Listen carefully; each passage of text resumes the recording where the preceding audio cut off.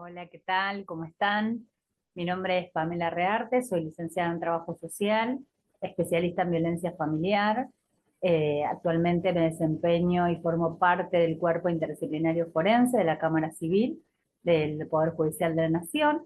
Previamente a ello, me desempeñé durante 10 años en un juzgado de familia del Partido de la Matanza, lo cual me ha nutrido de una experiencia respecto al tema que nos ocupa hoy, que vamos a tratar, que son los procesos adoptivos, ¿no? Eh, un tema convocante, cada vez que hablamos de adopción, es un tema que atrapa, que convoca, ¿sí?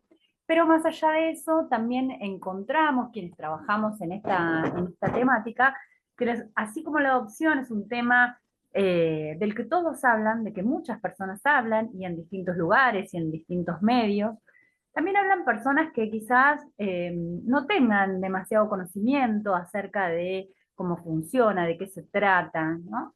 Y bueno, y esto presta a confusiones, a malos entendidos, a sostener mitos que producen daño y que no, que abonan a conceptos erróneos, quizás, ¿no?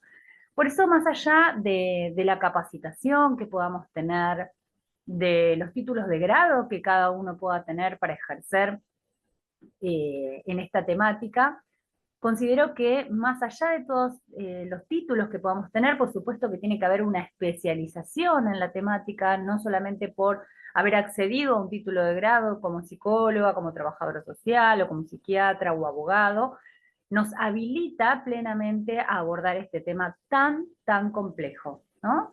No solamente implica una capacitación a nivel, como decíamos recién, eh, jurídica, social, psicológica y demás, sino que por lo menos desde mi punto de vista y en la experiencia que he transitado respecto a estas situaciones, lo que considero es que más allá de la técnica, también se necesita una cuota o una doble cuota, si se quiere, de compromiso, de sensibilidad y de empatía para trabajar estas temáticas, ¿no? Porque suelen ser, eh, requieren de todo eso, requieren de una energía extra, requieren de mucho compromiso para ponerle el cuerpo, y más allá de todo lo que podamos aprender a nivel teórico respecto de cómo funcionan, de qué se trata y las normativas que rigen los procesos adoptivos, ¿no? Para iniciar, bueno, vamos a compartir un PowerPoint y vamos a ir charlando respecto de, es interesante cuando, cuando está el intercambio, pero bueno, acá lo vamos a ver de esta manera, eh, así que me van a escuchar hablar solamente a mí, pero vamos a ir haciendo un recorrido respecto de cómo se inicia y al ver algunas cuestiones y conceptos básicos para conocer, ¿no? Respecto a esto que decíamos. Hablábamos de marco normativo, porque resulta importante saber que desde qué lugar estamos parados cuando comenzamos a transitar estos procesos, ¿no? Cuando como profesionales tenemos que intervenir, y en mi caso como trabajadora social, eh, tengo la obligación de conocer cuáles son las normativas que rigen este trabajo, ¿no? Esta intervención, esto que vamos a trabajar. Bueno, por supuesto que inicialmente tenemos que tener una perspectiva de derechos humanos, ¿sí? Y agregaría que no está acá, pero también agrego que tener una perspectiva de género también es importante en estos casos, ¿sí? Porque debe ser transversal a todas las materias. Y después van a ver por qué también insisto en que es necesario esto de una perspectiva de género también en esta temática, ¿no? Ustedes dirán, bueno, a lo mejor en la adopción no sería tan. Sí, también en la adopción, porque también nos encontramos con que el mayor número de niñas están en condición, o lo que se llama por nuestra ley de niñez, en lo que es la provincia de Buenos Aires, las medidas de abrigo, y lo que son en Ciudad de Buenos Aires son los controles de legalidad, ¿no? Cuando hay niños que tienen, niñas y adolescentes que tienen derechos vulnerados, y a partir de eso se toma una medida excepcional, si esto es previo a la condición de adoptabilidad. Y lo que encontramos, o por lo menos lo que pudimos identificar dentro de la provincia de Buenos Aires, que es donde me desempeñaba en este rol, es que una mayor cantidad de niñas son las que están bajo una medida de abrigo, incluso por cuestiones, bueno, que atentan contra su integridad física, abusos sexuales, también madres adolescentes, menores de edad, en donde se toman medidas con ambas, ¿no? Con esa mamá adolescente y con ese niño, ese bebé, que queda también bajo una medida de protección del Estado.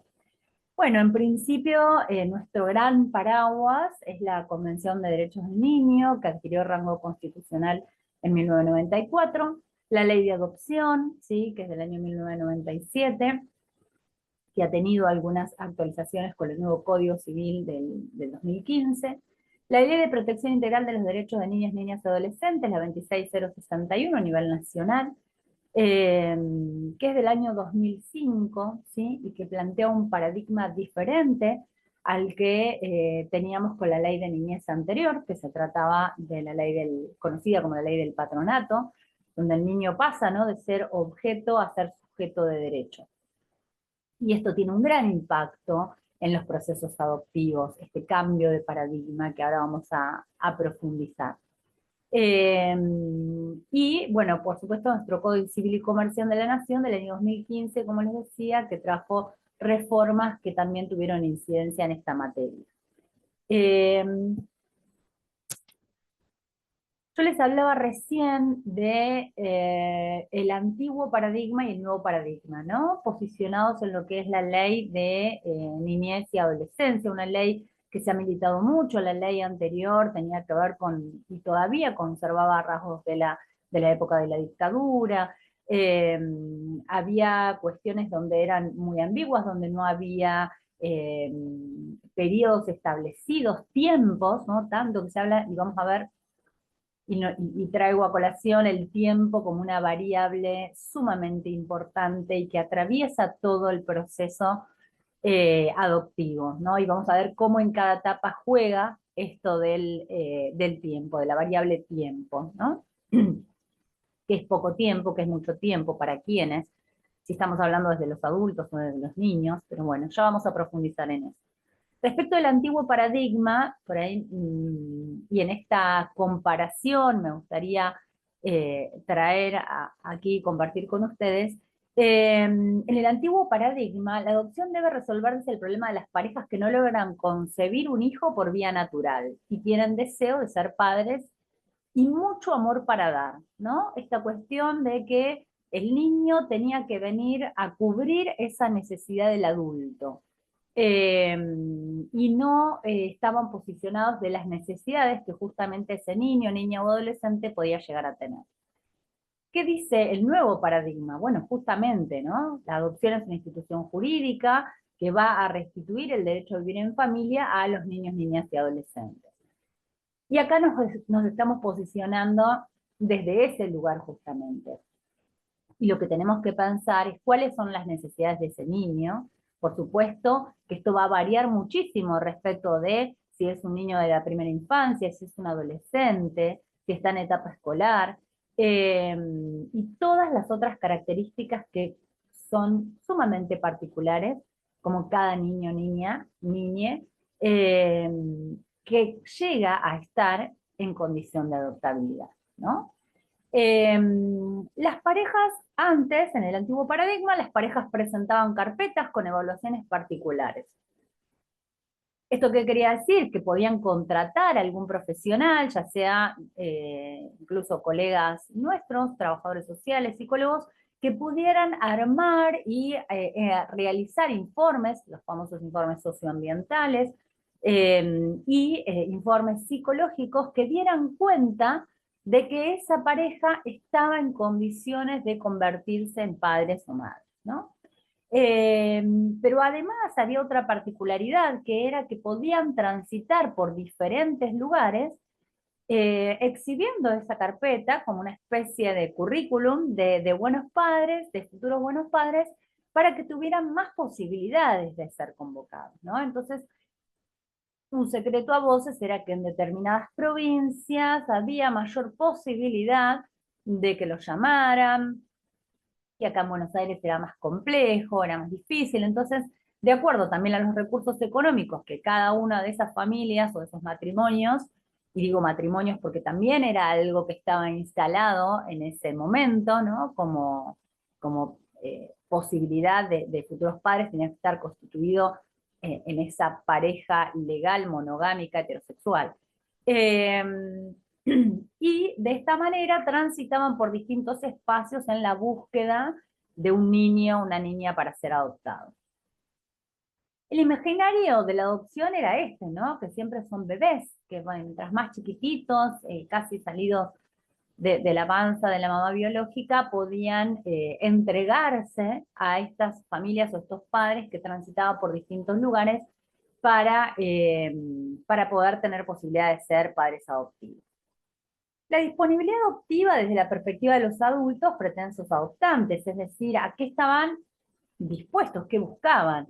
Si no era un bebé, muchos de ellos no consideraban la posibilidad, porque bueno, está esto de pensar que un chico grande ya viene con su historia y con su personalidad, y entonces es mucho más complejo, como si un niño, por más que uno lo adoptara a edad muy temprana, no trajera historia, ¿no? Y no tuviera una historia consigo. Pero bueno, estas cosas son las que van variando y no tanto, algunas todavía están bastante vigentes porque cuesta desterrar, ¿no? Algunas creencias compartidas socialmente.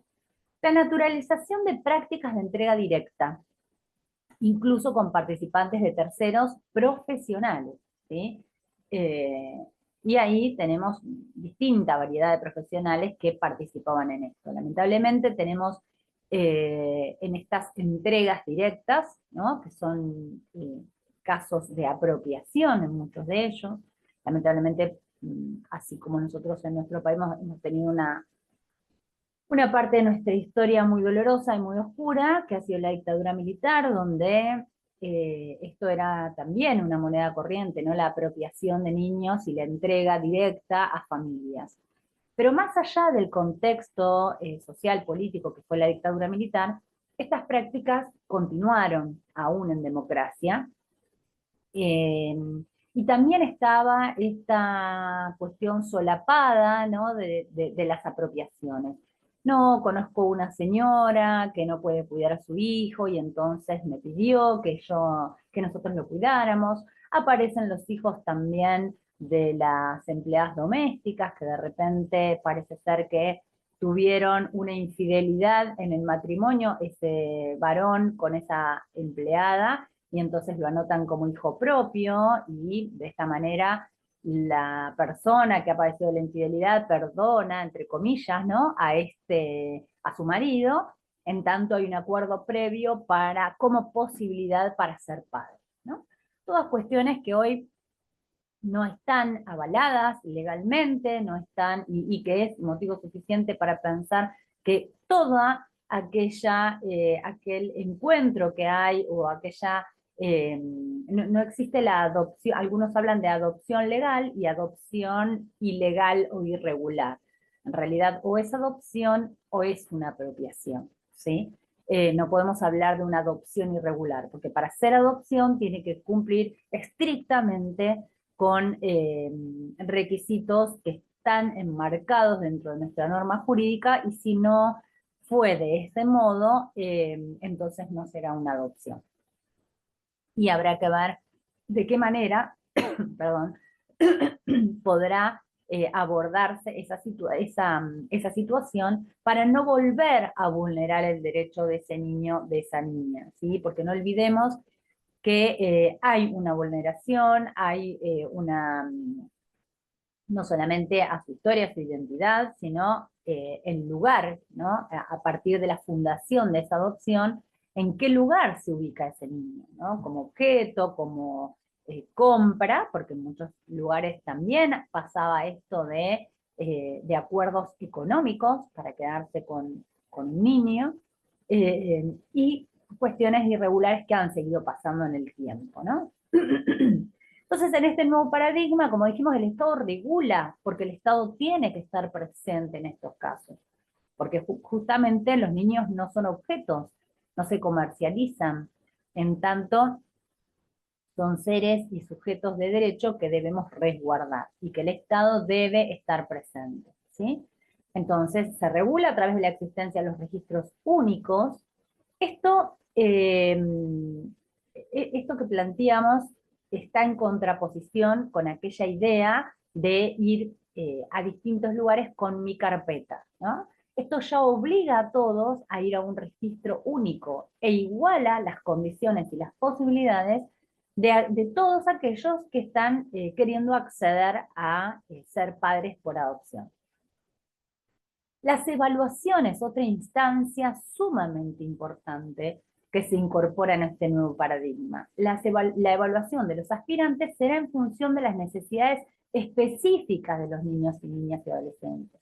Y acá abro un paréntesis para aclarar que tenemos una instancia de evaluación inicial, ¿sí? Que es cualquier persona, y ahora vamos a ver cuáles son los requisitos y demás, cualquier persona que cumple con esos requisitos y se postula como pretenso adoptante, hace una inscripción. Pero esa inscripción queda sujeta a una primera evaluación.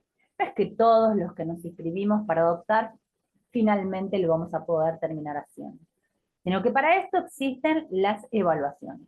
Y esta evaluación inicial, que es de manera interdisciplinaria, en algunos y otros, en otros organismos es de manera multidisciplinaria, por ahí no hay un entrelazado entre las profesiones, sino que cada uno lo ve por separado, pero sí hay una mirada de diferentes disciplinas respecto a esas personas que quieren adoptar.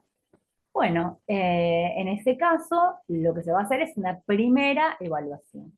En esa primera evaluación, puede que esas personas esa inscripción quede condicionada por alguna cuestión o algún aspecto que deberán trabajar, ya sea algún tratamiento psicológico, ya sea porque estén transitando aún procesos de fertilización asistida, o porque todavía le falta trabajar mucho esto de pensar en la parentalidad adoptiva, ¿sí? Vamos a ir profundizando cada uno de estos aspectos que estoy mencionando. Pero esto es simplemente para ver cuáles son esos cambios de paradigma. Y respecto a la evaluación, como decía, eso es digamos, una primera aproximación a esa evaluación. Algunos directamente pasan y no hay ninguna objeción a que se inicie su legajo y siga curso, pero eso no significa tampoco que cuando sea convocado por algún juzgado, inmediatamente sea quien vaya a cumplir esa función, ese rol de mamá, papá adoptivo. Porque después va a tener que haber otra evaluación y que va a tener que ver con ese niño, niña, adolescente en particular que está necesitando de una familia. Bueno, ¿qué familia necesita? ¿Qué características tengan que tener? Puede que esa familia, ese matrimonio, o esa mujer, o ese varón, o esa persona que se haya postulado, eh, cumpla con todos los requisitos para para ser postulante, pero que por alguna razón hay una compatibilidad de algunas características entre ellos y ese niño específicamente, que a lo mejor no es el adecuado, no es la adecuada, y entonces habrá que convocar a otra familia para ajustar, ¿no? Este encuentro, bueno, ajustar, pero no es la palabra más afortunada, sino para ensamblar, para, ¿no? De alguna manera encontrarse entre ese niño y esa familia que pueda darle lo que ese niño necesita. Eh, bueno, el Código Civil prohíbe explícitamente las guardas de hecho. ¿Esto qué quiere decir? Bueno, no, la vecina se fue, me lo dio, yo lo creé, ya está, es mío. Es una guarda de hecho porque ya el niño está conmigo, entonces como está conmigo hay un vínculo, y bueno, y ya está, lo cerramos de esta manera. Bueno, ahí también hay cuestiones a revisar, a poder ver, ¿sí? Si bien es importante las figuras afectivas y son reconocidas, también hay que ver esto de, porque antes también estaba esta cuestión de personas que iban a los hogares y establecían un vínculo con alguno de los niños, y entonces después luego pedían la adopción de ese chico o de esa chica. Bueno, esto no puede pasar, no puede ser así, para eso existen los registros y todos los pasos y el procedimiento a seguir para poder llegar a ese momento de la adopción. Eh, Bien, respecto a la identidad del niño, niña y adolescente y a su derecho a ser oído. Esta cuestión era algo que no era abordado en el paradigma anterior, ¿no? Era, bueno, si no se enteran, ¿para qué le vamos a contar la verdad? Fue muy triste, ahora nosotros somos su familia, es mejor que nunca lo sepa, ¿no? Cuando sabemos que estas situaciones a la larga generan primero hay una vulneración directa, ¿no? A lo que es la identidad de ese niño o esa niña, pero además por supuesto que genera efectos adversos en su desarrollo, eh, además que se parte de una mentira, ¿no? Como eh, no ser honesto, no poder decir la verdad, y sabemos de un montón de historias que personas adultas que incluso lo sabían porque digo internamente todos lo saben, ¿no? Aunque nadie se lo haya dicho. A veces es un secreto a voces, lo sabe toda la familia, lo saben los vecinos, pero no lo sabe, nunca se lo han dicho, pero hay algo que lo hace percibir, o porque no han encontrado fotos de su mamá embarazada, o de ellos muy pequeños, o porque tienen sueños, o porque hay cuestiones que empiezan a develarse y no son confirmadas. Y adultos que esperan incluso al fallecimiento de sus padres adoptivos para ir en busca de la verdad, en busca de su identidad, porque es algo que realmente necesitan, ¿no? Y esto no quiere decir que porque accedan, porque también hay una falsa creencia de que si conocen a su familia de origen, entonces esto va a ser que, bueno, que no nos quiera o que vuelva a elegir a la familia de origen y no a la familia adoptiva. Bueno, todo esto hace eh, que lamentablemente se vulnere este derecho a la identidad. El derecho a ser oído, ¿qué implica el derecho a ser oído? ¿No? Bueno, primero, por supuesto que el niño tiene que tener una edad suficiente, que se estima entre los 10 y los 12 años, donde comienza a tener una autonomía progresiva y a poder decidir respecto de sus procesos también adoptivos, ¿no? Hay niños que no quieren ser adoptados. Eh, Hay otros que sí, pero quieren seguir viendo a su familia. Hay otros que el vínculo fraterno es muy importante, entonces necesitan que se les garantice la continuidad del vínculo con sus hermanos. Eh, Esto hace que, obviamente, y cada juez está obligado, ¿sí? También por el artículo 12 de la Convención a poder escucharlos, a estos niños, escucharlas.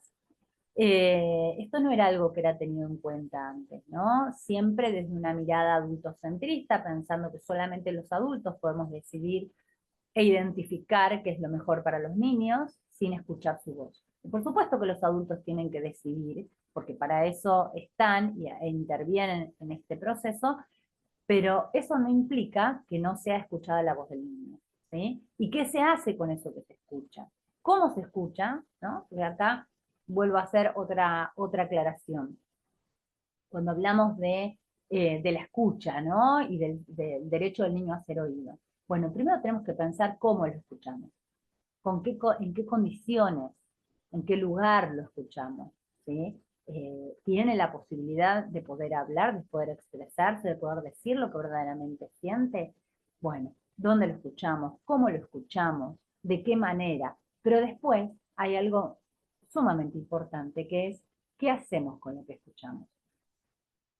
Porque he visto que sí, vamos a escuchar al niño y demás, se lo escucha, pero después se desestima, ¿sí? O no se considera, o no se tiene en cuenta, o no se evalúa. Entonces, no solamente tenemos que pensar en escucharlo, sino cómo escucharlo y qué hacemos con eso que escuchamos. Eh, las organizaciones familiares diversas que cuentan como principal característica la de ser familias incluyentes. Y acá empezamos a abrir otros conceptos nuevos respecto a esto del nuevo paradigma, ¿no? Antes se pensaba en la familia como algo tradicional, en la familia como mamá, papá e hijos, en la familia, como decíamos, monogámica, heterosexual, patriarcal, eh, sin considerar la posibilidad de que otras organizaciones familiares diferentes, otros tipos de familias, pudieran pensarse como familias adoptivas, ¿no? Parecería que solamente tenían derecho a acceder a esto, o podían ser padres o madres, aquellos que estuvieran constituidos en matrimonio y de manera heterosexual. Eh, siendo muy cuestionada, siendo muy cuestionada la maternidad, eh, la monoparentalidad, ¿no? De solamente uno de los progenitores, y muchísimo más, y esto va a ser un debate muy álgido con la ley de matrimonio igualitario, porque este fue uno de los puntos en los cuales muchos se negaban a votar a favor, en tanto que el matrimonio igualitario, como su nombre lo indica, como lo conocimos, accedía a los mismos derechos que el matrimonio heterosexual, y entre ellos estaba la posibilidad de adoptar. Entonces, esto fue una disputa bastante importante, compleja. Y después vamos a cerrar con algo que, así como iniciamos con esto también, con algo que tiene que ver con esto del nuevo paradigma y cómo las nuevas organizaciones familiares también pueden ser partes de, pueden ahijar, pueden cuidar, dar amor y reunir con las condiciones necesarias para poder ejercer ese rol, ¿no? Pero es muy importante saber y pensar que no, que cuando hablamos de familia hoy, no estamos hablando de familia en singular, sino que ya estamos hablando de familias en plural, eh, diversas, como ponemos acá, organizaciones familiares, me gusta más llamarlo de ese modo, más que familias, sino organizaciones familiares, y cada una se asignará el nombre que quiera, ¿no? A esa familia. Lo que tenemos que pensar es que ya no estamos hablando de familia como modelo tradicional, biologicista, sino que nos remitimos a otro tipo de familias, ¿no? Y acá vamos a hablar de los mitos de la adopción, ¿no? Y cuántas ideas hay para desterrar respecto de la adopción. Bueno, como decíamos recién, el modelo de familia tradicional, el hijo como propiedad, ¿no? Es mi hijo y hago lo que quiero. Digo, esta idea también está como fuertemente arraigada a aquellos padres, madres que acceden a la maternidad o a la paternidad de forma biológica y consideran que pueden hacer con sus hijos lo que quieran, ¿no? Porque porque son su propiedad, dice, es mío y hago lo que quiero. Entonces hay una idea de objeto. Volvemos a esto de poder desterrar esta idea de objeto y entender que no son cosas, que no somos dueñas ni dueños de nuestros hijos. Más allá de cómo ellos hayan llegado a nuestras vidas, si a través de la maternidad biológica o adoptiva.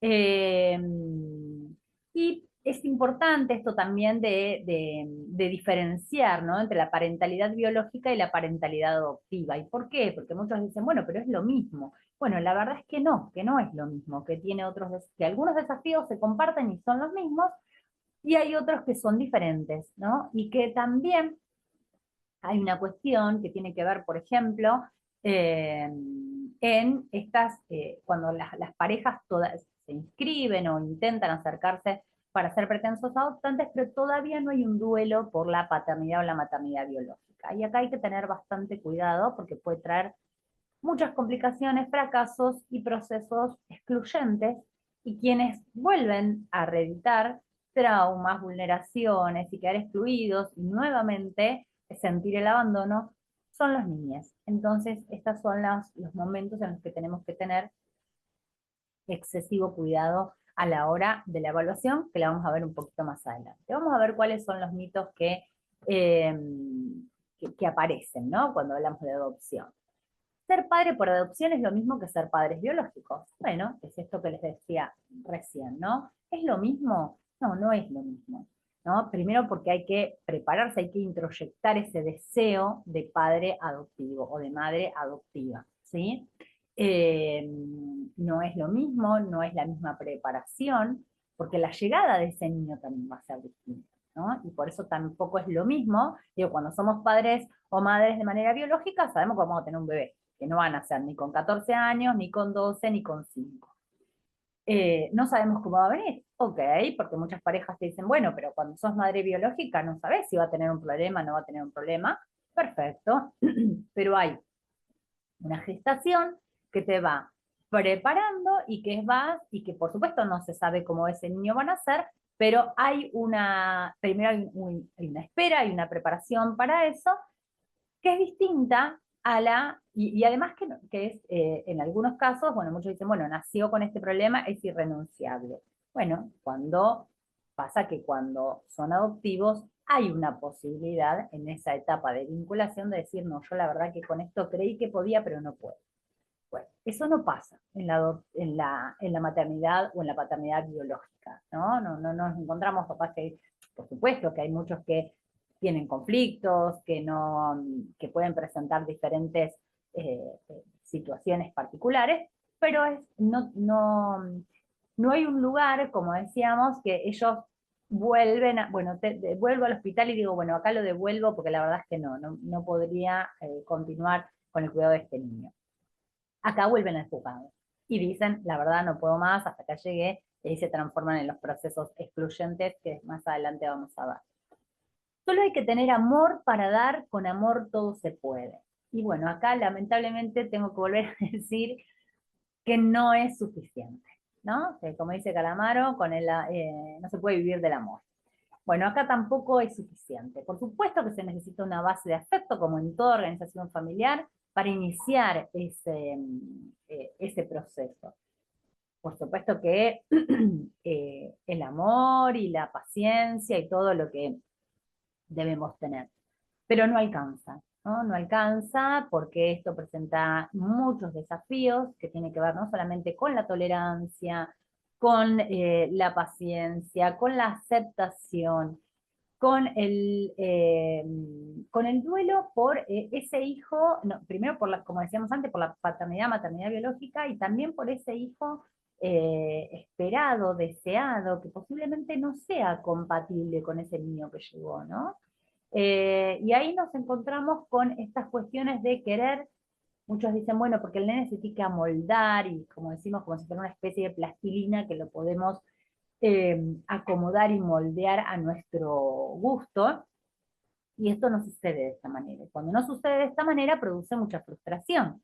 Entonces también hay que ver cuál es el nivel de tolerancia, de frustración, qué es lo que, porque se necesitan muchas más cosas, ¿no? Que el amor, no alcanza. Hemos visto familias amorosísimas y que y tienen ya de por sí una tendencia altruista a colaborar con el otro, a ser solidarios, porque colaboran en el comedor, porque van a la iglesia, porque tienen un montón de actividades por el prójimo. Sin embargo, frente a este proceso, no resulta, ¿no? Y terminan desistiendo de esta, por eso es necesario la antelación, la anticipación, poder conocer de qué se tratan estos procesos, ¿no? Si una mujer embarazada quiere dar en adopción a su hijo por nacer, ¿puede dárselo a un matrimonio o a una persona que ella misma elija? Bueno, esto un poco lo hablábamos antes. Esto no es posible, las guardas, los niños no son objetos, no es mi hijo, entonces lo tengo. Si hay una mujer embarazada que no está en condiciones de llevar adelante esa paternidad, maternidad, bueno, será el Estado quien le va a garantizar los derechos primero de esa mujer, porque previo a la etapa de adopción se tienen que generar condiciones por parte del Estado para acompañar a esa mujer que llevó adelante un embarazo.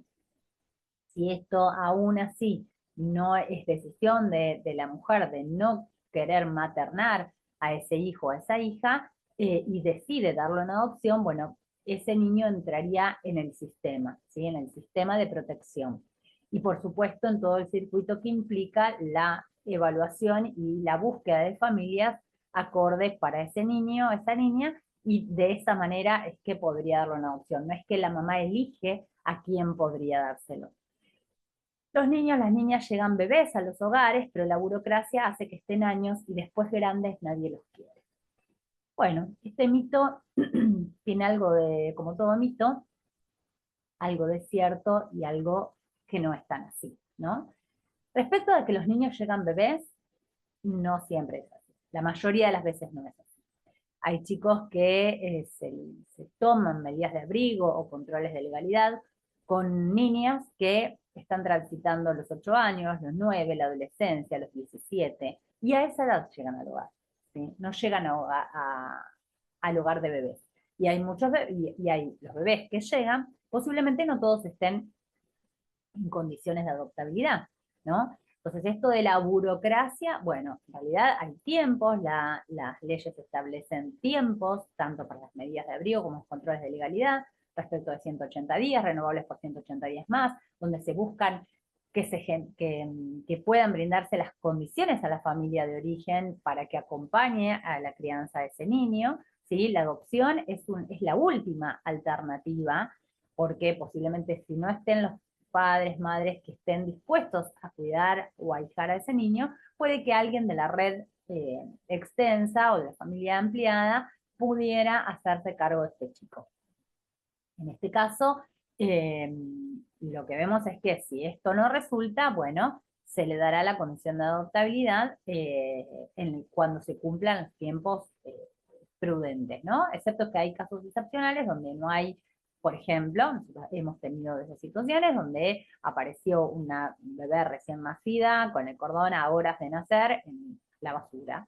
Y entonces se hace todo un procedimiento, una búsqueda de paradero, los hospitales cercanos, si hay alguna mujer que ha dado a luz en alguno de los hospitales y ha reclamado, denuncias en comisaría y demás. Culminado ese proceso, se informa de manera pública el estado de que ese niño va a estar en estado de adoptabilidad, y ahí en los tiempos son muchos más, se pueden acelerar mucho más, ¿no? Pero bueno, esas son las condiciones en las que puede pasar. Por eso esto de la burocracia, esto también es un mito que rápidamente se fortalece, dice, uy, sí, la burocracia de, del Estado o de generar la condición, y eso no siempre funciona de esa manera. Para adoptar hay que estar casado y tener casa propia. Bueno, esto tiene que ver con el antiguo paradigma, pero aún hoy, y les digo que me ha pasado en primera persona, que entrevistaba a pretensos adoptantes y manifestaban esta cuestión de, no, no, la verdad es que estamos con el crédito de la casa porque no nos queríamos anotar hasta que no tuviéramos la casa, o nos casamos para poder inscribirnos. Esto no es así actualmente. La pareja no necesita estar casada para poder estar inscrita, no necesita tener una casa propia, ni auto, ni que tenga 5 ambientes, ni mucho menos. Por supuesto que debe garantizar que va a poder abastecer las necesidades de ese niño, esa niña, o de ese grupo de hermanos, en el caso de que adopten grupos de niños. Pero de ninguna manera la condición de la casa propia, del auto, de la cantidad de ambientes, es una condición eh, para poder acceder a la adopción. Esto es totalmente falso, ¿no? En Argentina es muy difícil adoptar, tenés que esperar años, dice. Esto también es falso.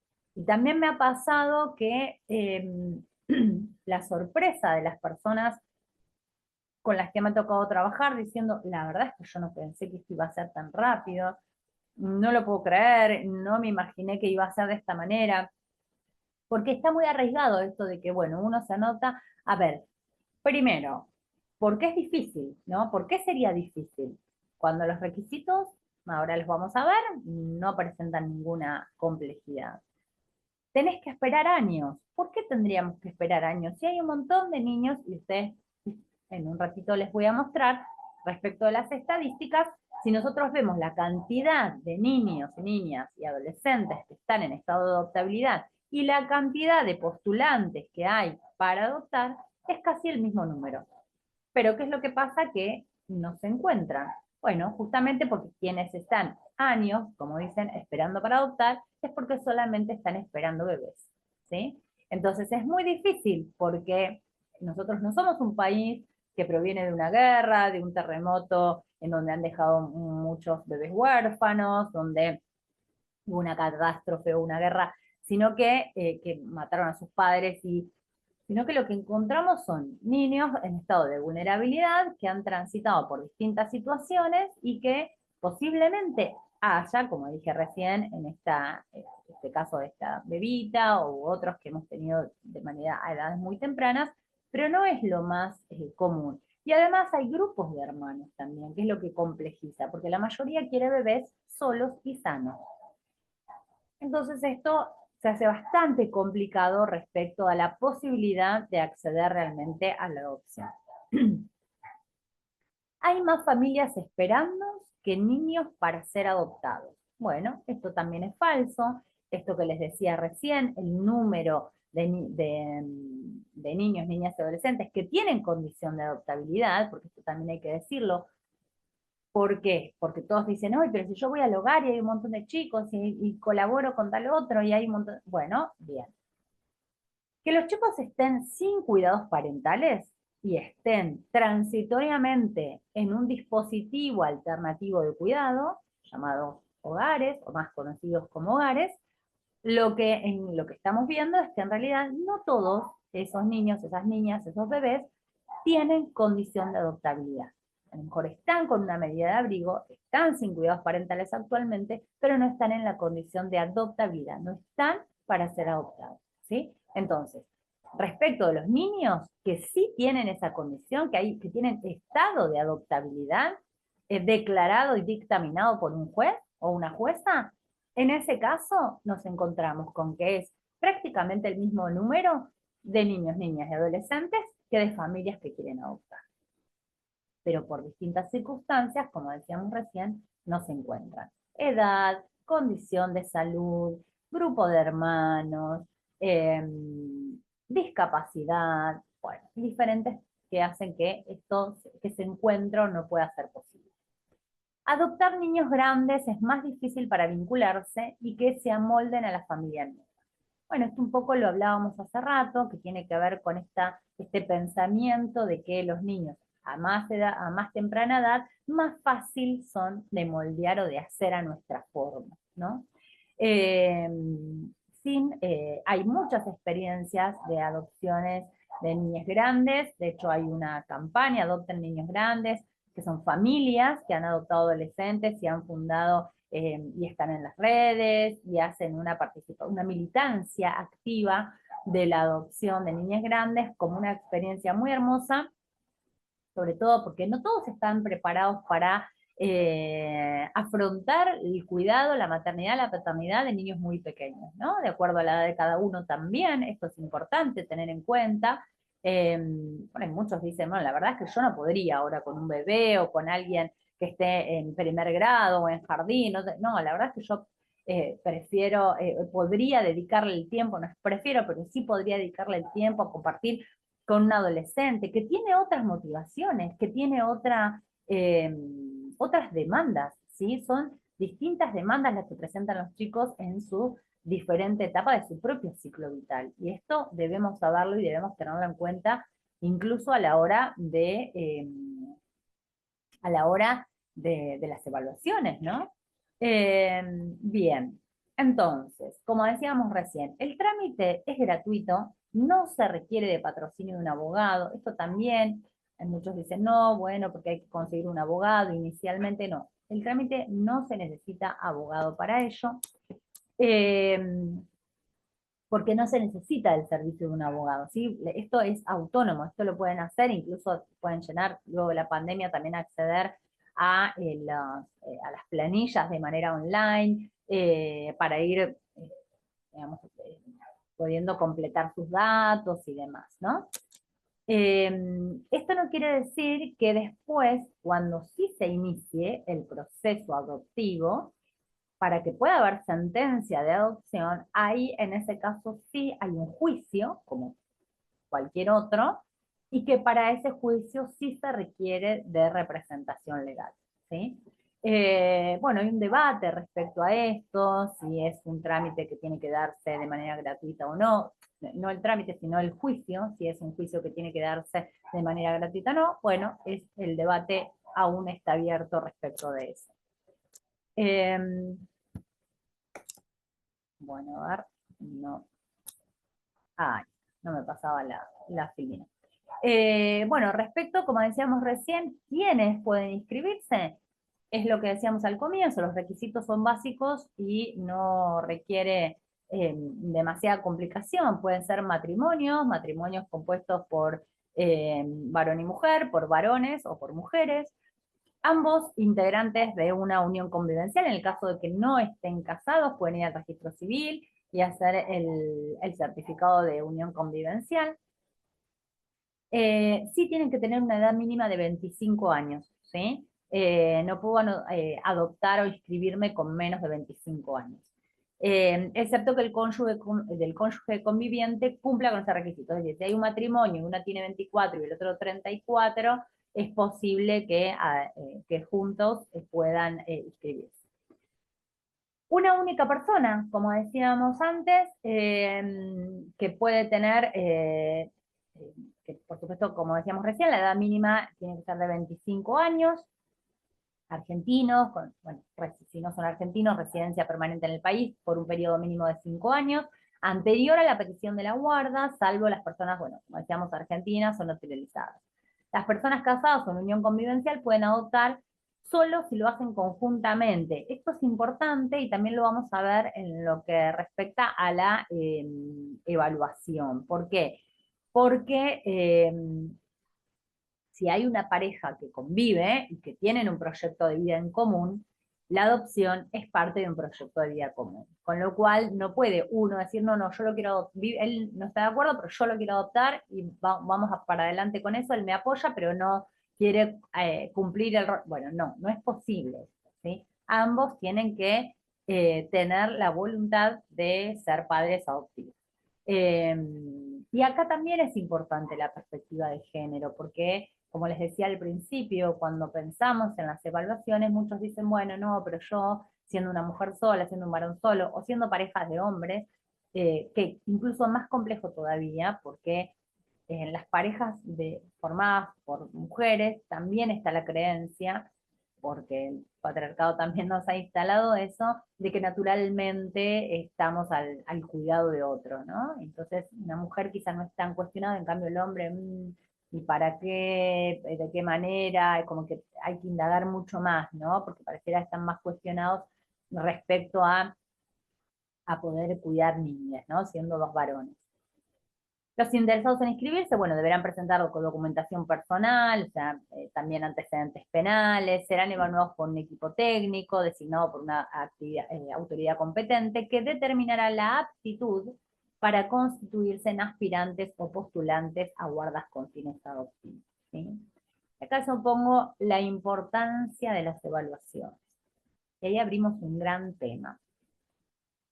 Primero porque las personas con las que a- que van a inscribirse, eh, muchas veces también vienen cargadas con muchos de estos prejuicios, con muchos fantasmas, con cuestiones que ven en los medios de comunicación, que a veces tampoco son certeras. Entonces nos preguntamos, bueno, ¿qué evaluamos en estos pretensos postulantes, ¿no? ¿Qué estamos evaluando? Bueno, en principio esto, ¿cómo llegan, ¿no? ¿Cómo llegaron hasta esta instancia?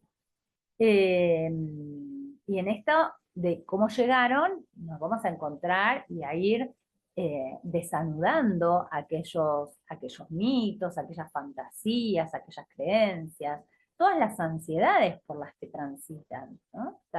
Estos postulantes. Es decir, bueno, a ver, ¿cómo conectarlos con ese deseo? ¿Cuál es el deseo además? ¿No? Porque también nos encontramos con que ¿hay un deseo verdadero de convertirme en madre y padre a través de la adopción? ¿O hay un deseo de ayudar a otro, pero desde otro lugar? Bueno, nos ha pasado también encontrarnos con parejas, con personas que dicen, la verdad es que no era esto lo que yo quería.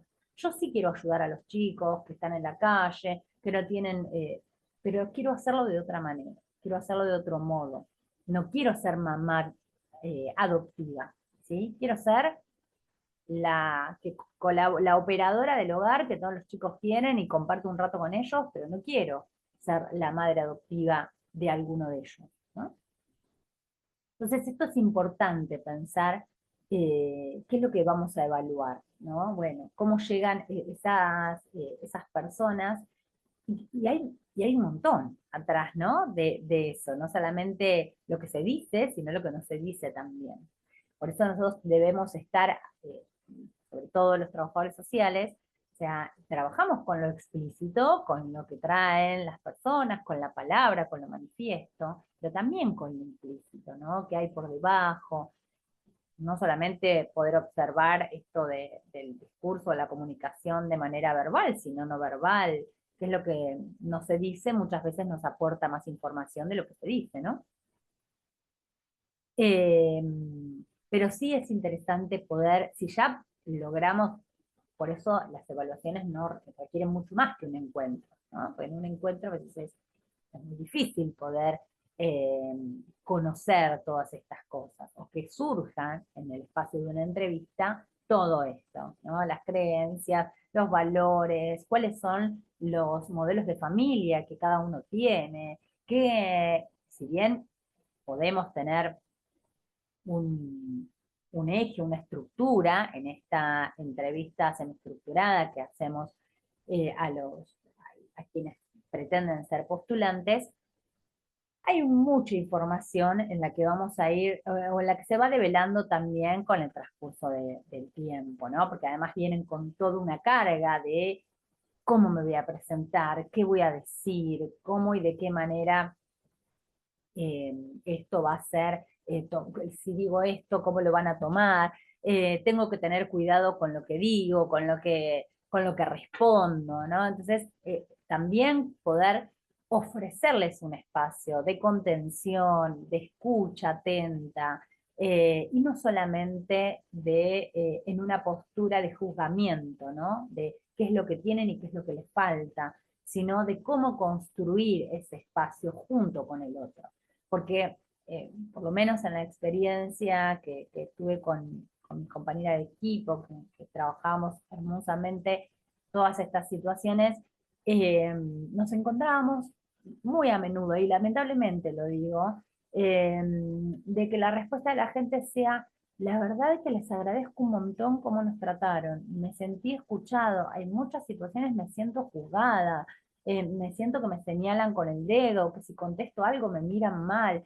Entonces, la gente no tiene por qué saber todo lo que tiene que responder, de qué se trata el proceso adoptivo, cuáles son las características de todos los niños que están sin cuidados parentales, cómo es el funcionamiento. No tiene por qué saber todo eso. Lo que hay que hacer es acompañarlos a, yo siempre les digo que es un mundo la adopción, ¿no? Es como entrar en un universo nuevo, y es empezar a acercarse.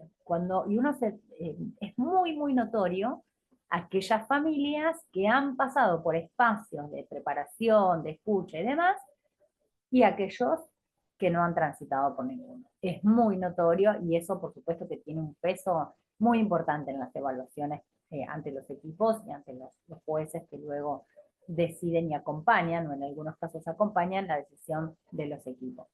Eh, por eso es importante brindar esta escucha, porque los necesitamos, ¿no? Porque nosotros siempre decimos, por supuesto que estamos posicionados desde la perspectiva de la infancia, y siempre estar pensando en qué familia va a ser mejor para este niño o niña y cuáles son sus necesidades. Pero necesitamos construir con ese otro, y donde vemos que a lo mejor faltan algunas cosas, pero que hay disposición, hay tela para cortar, como decimos, bueno, entonces es ahí donde tenemos que apuntar y donde tenemos que acompañar, no desestimarlos, no decir, bueno, no, estos no pueden, y entonces, no, hay, por supuesto que hay algunos que no, ¿no?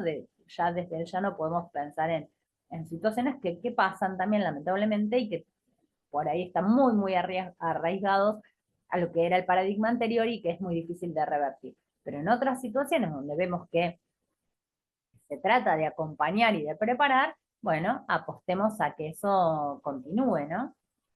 ¿Qué se busca en cada entrevista? Esto que veníamos diciendo, bueno, a ver, ¿cuál es la actitud que toman estas personas? ¿Cómo los evaluamos? Si se trata de una pareja, bueno, los vemos juntos, los vemos por separados, nosotros inicialmente siempre los veíamos juntos. Esto también marca, ¿no? Nos ha pasado de que hay parejas que nos dicen, no, la verdad es que no podemos ir juntos, podemos hacer un Zoom, desde mi trabajo, Bueno, esto también habla de algunas nos van ofreciendo como algunas pistas respecto de cómo es la dinámica en esa pareja. Esto también tenemos, cuando solamente habla uno, cuando alguien le pide permiso al otro para hablar, cuando notamos que hay un excesivo entusiasmo o ansiedad en una de las partes y en la otra no, que otra más que acompaña, también nos encontramos en esto, ¿no? Bueno, no, ella quiere ser madre, yo la acompaño. Y no es un proyecto compartido ese, ¿no?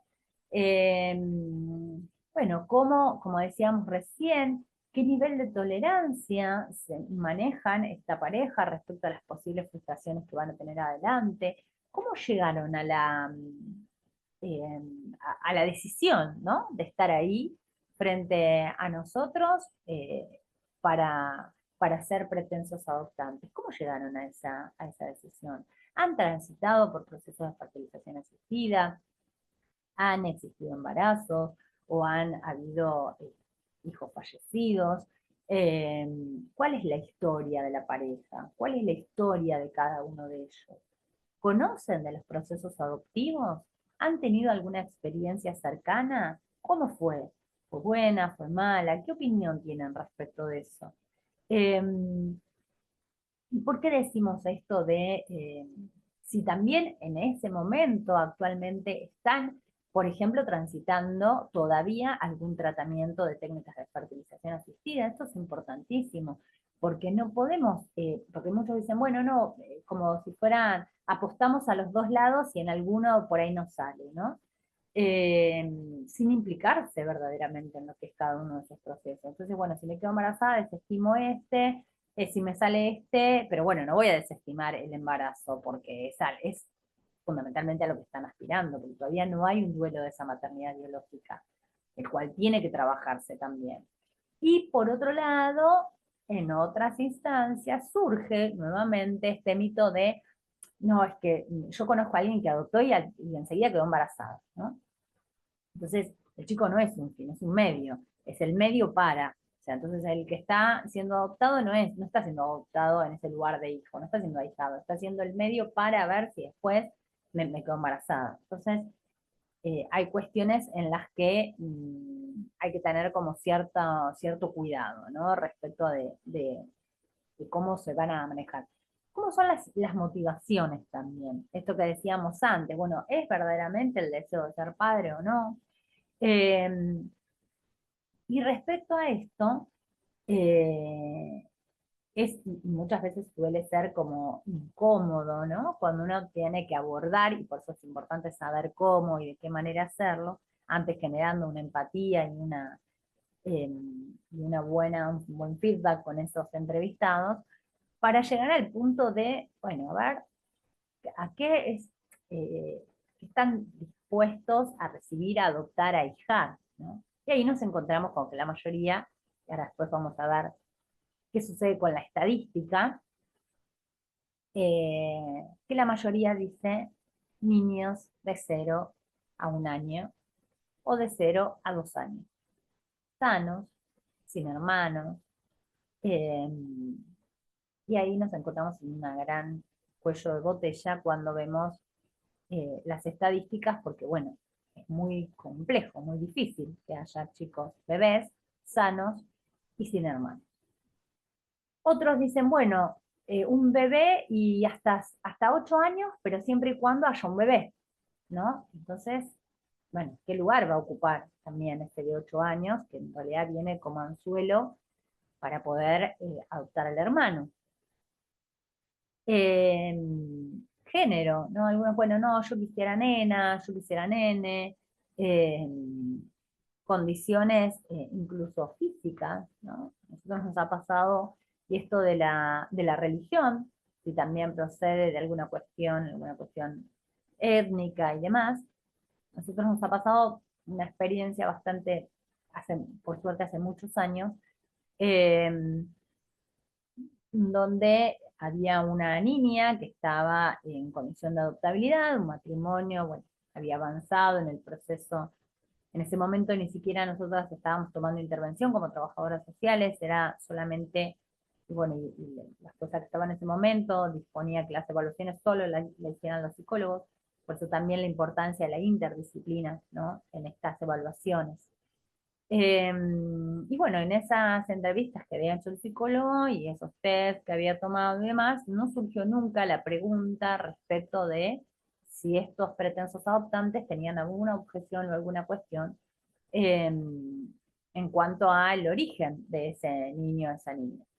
Resulta ser que mientras ellos esperaban el día que se iba a producir el encuentro, la traen a la nena del hogar, en su momento 6 años, y este matrimonio que estaba a la espera junto con el psicólogo los ve pasar a la gente del hogar y a la nena. Entonces le pregunta al psicólogo, ¿esa es? Y le menciona su nombre. Sí, sí, sí, ya están acá, ahora voy a avisar, le dice el psicólogo. No, no, quisiéramos hablar antes con vos, antes de encontrarnos con ella. Bueno, tienen un espacio, la nena era boliviana.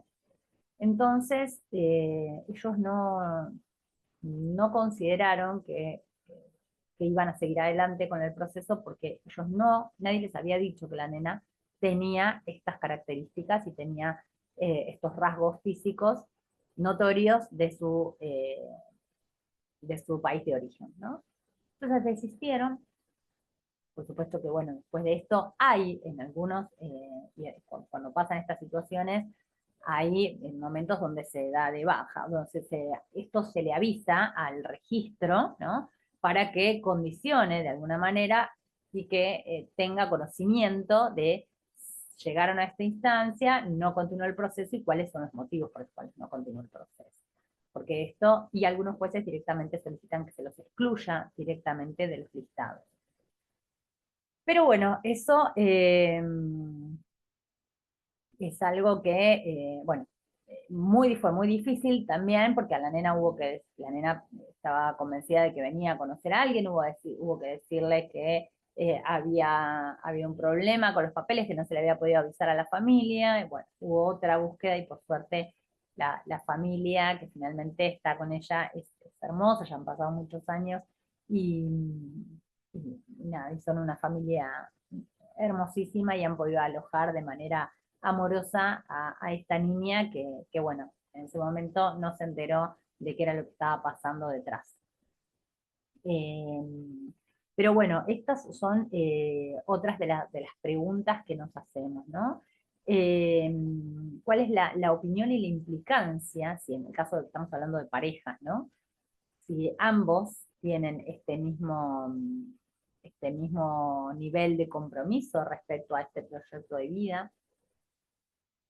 Eh, y hay otra cuestión que tiene que ver con bueno, cómo llegan a estos acuerdos y si han podido, como decíamos, o están en camino a introyectar este deseo de la maternidad, paternidad adoptiva. Entonces, ¿por qué es tan importante? Vamos a la otra pregunta. Eh, ¿Por qué es tan importante transitar, ¿no? Por estas instancias de evaluación interdisciplinaria? Bueno, justamente conocer toda esta información que decíamos, ¿no? Respecto bueno, cuál es la historia de la pareja, de cada uno, cómo transitan. Nos ha pasado tener experiencias con postulantes que ellos eran adoptados, ¿no? Sin embargo, no podían llevar adelante este proceso luego. Hay muchas situaciones dolorosas que, bueno, por supuesto, cada persona tiene que trabajar porque la adopción no es algo para venir a reparar otra cosa, la adopción es poder posicionarse en ese rol de madre, padre adoptivo, con todo lo que ello implica, y siempre entendiendo, ¿no? Esto desde la perspectiva desde las infancias, y esto es algo que nosotros siempre tratamos de remarcar a aquellos con los que trabajamos para que pudieran entender, ¿no? Con qué niños, cuáles son los niños que están a la espera de ser adoptados, cuáles son sus características. Y estas instancias de evaluación interdisciplinaria, como decía recién, posiblemente nos llevó más adelante experiencias que no estuvieron buenas, como esta que les contaba recién, a poder ampliar esa mirada, ¿no? Que no sea solamente el psicólogo, solamente el trabajador social, el abogado, porque cada uno mira, ¿no? de manera más acotada, sino poder construir una mirada común respecto de esa familia. Y bueno, esto nos permitió, sobre todo a nosotros los trabajadores sociales, eh, poder bueno, ir abordando este tema, alojando primero nosotros, ¿no? A estos postulantes y luego poder trabajar en conjunto. Como decíamos, no solamente esto de tener en cuenta, bueno, hasta qué edad, qué condición, porque esto es muy importante, porque es esto que decíamos antes. Bueno, yo estoy preparado para recibir, nos ha pasado matrimonios muy grandes, que solamente tenían disponibilidad para 0 a 2 años, ¿no? Y en realidad lo que veíamos es que posiblemente, digo, esto no es una condición, porque bueno, uno puede ser muy joven y tener, no sé, una enfermedad terminal en un año. No tiene que ver con la condición, sino con el poder darse cuenta de su propio ciclo vital y de qué es lo que va a poder brindar, cuál es la energía, qué es, digo, entendemos cuál es la demanda de un niño de 4 años, por ejemplo, de 5, que además viene de haber transitado un montón de situaciones traumáticas, porque lo primero que tenemos que saber es que para que un niño esté en condiciones de adoptabilidad, ha transitado por múltiples vulneraciones de derechos. Ha sido violentado, ha tenido situaciones traumáticas. Entonces, también tenemos que pensar en esta posibilidad de reparación, ¿no? De reparar a ese niño esos daños, de poder ayudarlo a rearmarse con su historia, no borrándola, no comparte su historia, pero poder llevar adelante esto, ¿no? Eh, Bien, y ahora vemos los datos duros. Estos datos son de junio del DNRUA, de la Dirección Nacional del Registro Único para Aspirantes con Fines de Adopción. Acá, esto no, más allá de todo lo que les estuve hablando y conversando en eh, en estos minutos, bueno, se resumen en el dato frío duro, que implica, bueno, a ver cuántos legajos tenemos, ¿sí? Primero con un solicitante, monoparentales, en donde la mayoría también, acá advierto, son mujeres, ¿sí? Y esto por ahí porque también hay una cuestión de, ¿para qué me voy a anotar si a mí no me van a llamar? Eh, y entonces las mujeres por ahí tienen más chances de ser mamás solas que papás solos. Y ahí es donde encontramos mayor cantidad de mujeres. Bueno, solicitantes de manera monoparentales, acá están incluidos varones y mujeres, no hay una discriminación por género, pero son 426. Y de dos solicitantes, que pueden ser matrimonios o uniones convivenciales, encontramos 1175 legajos, ¿sí? Ahora bien, de esa cantidad de legajos nos encontramos con que el 35% tiene un perfil adoptivo para 2 o más años de niños, niñas y adolescentes. Y el perfil adoptivo para 1 año únicamente es de 64, casi 65%. ¿Sí? Es muchísimo la diferencia, o sea que esto que yo les decía recién, fíjense que del total, un gran porcentaje, y esto es una estadística a nivel nacional, si ustedes buscan, estas son estadísticas que ustedes pueden acceder a través de la página de internet de NERUA, tienen siempre las estadísticas actualizadas, pero también pueden entrar en la Corte de la Provincia de Buenos Aires y así en las distintas provincias tienen sus propios datos, y los porcentajes son muy similares, muy similares. Esto es una estadística a nivel nacional, pero si discriminamos por provincia no hay diferencia. Y acá nos encontramos con la disponibilidad adoptiva según la edad del niño, ¿no? Porque esto de 2 o más ahí no nos permite ver cuánto. Y ahí nos encontramos con que, bueno, de toda esta cantidad de legajos, 1350, de los 1700 y pico que eran, 1354 niños de 1 año, ¿sí? Hasta 1 año, o sea, están esperando niños recién nacidos hasta 1 año. Fíjense, claro, y acá sí posiblemente estén años esperando, porque no hay, ¿sí? Con lo cual, quienes estén anotados solamente para recibir niños hasta 1 año, bueno, posiblemente sí estén años esperando, ¿sí? 2 años, bueno, prácticamente el mismo número, 3 años, 4 años. No hay gran diferencia hasta que llegamos hasta los 6 años, le diría hasta los 5, medianamente hay una accesibilidad, incluso algunos que por ahí dijeron hasta 4, pero cuando hay o algún hermanito y bueno, y hasta 5. Pero fíjense con 6 años cómo empieza a bajar. 6 años, estamos hablando de un niño que empieza, o una niña que empieza primer grado, ¿sí? Con todo lo que requiere el acompañamiento, esa compañía, esa supervisión que necesitan a partir de la etapa del ingreso escolar, y ahí el ingreso escolar empieza a disminuir de una manera tremenda la disponibilidad de los adoptados, de los adoptantes. Eh, y nos encontramos con que quienes están en la etapa primaria y más llegando a los últimos grados, prácticamente con muy, muy poquitas posibilidades y chances de ser adoptados, ¿no? Y ahí nos encontramos, fíjense, con 10 años, 109, con 11, fíjense la diferencia entre 10 años y 11 años, pasa a 39, es muchísimo, ¿sí? Y bueno, ni hablar cuando llegamos a la adolescencia con 15 o más años, solamente 5 a nivel nacional. O sea, tenemos 5 legajos en todo el país que estaría dispuesto a adoptar a niños mayores de 15.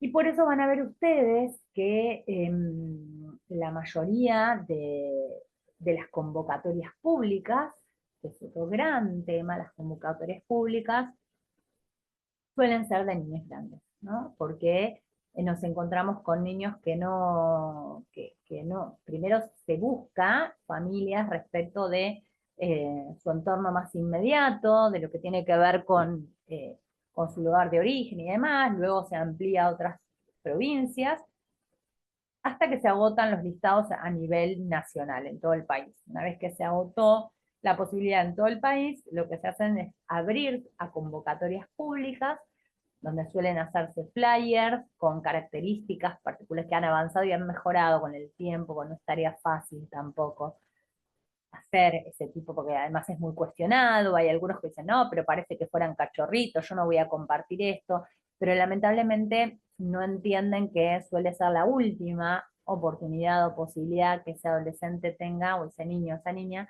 de tener una familia.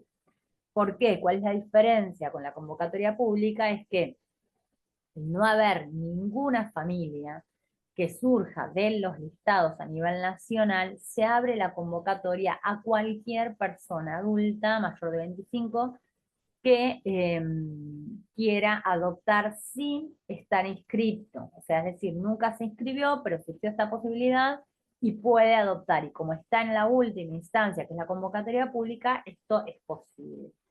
Con lo cual acá hay que tener, volviendo a hablar de la evaluación, mucho cuidado. ¿Por qué? Porque justamente son personas que no han pasado por las instancias de preparación, ¿no? Que tiene que ver con poder conocer, acercarse, como decíamos antes, existen redes, bueno, anidar, ser padres por adopción, adopten niños grandes, son todas páginas que ustedes pueden acceder a través de internet, quienes comparten también experiencias que han tenido como en sus procesos adoptivos, pero también comparten las convocatorias públicas, ¿no? Y es así como muchos adolescentes encuentran familia. Y bueno, porque a lo mejor pasa que también, porque algunos dicen, bueno, pero ¿por qué no pasa por todas las instancias que pasaron los otros y se anota para adolescentes? Bueno, porque a lo mejor esa persona que le llegó el flyer o la información no tenía pensado en que su proyecto de vida iba a ser la adopción. Y de repente, a partir de encontrarse con las características de ese otro niño, empieza como a pensar en esa posibilidad, ¿no? Y bueno, por supuesto hay que trabajar con ese adulto y todo lo que no se trabajó antes, como se trabaja con el resto de quienes están inscritos, hay que empezar a, a trabajar, ¿no? Pero la realidad es que muchas veces son la última oportunidad y posibilidad que tienen estos niños, niñas y adolescentes de ser adoptados.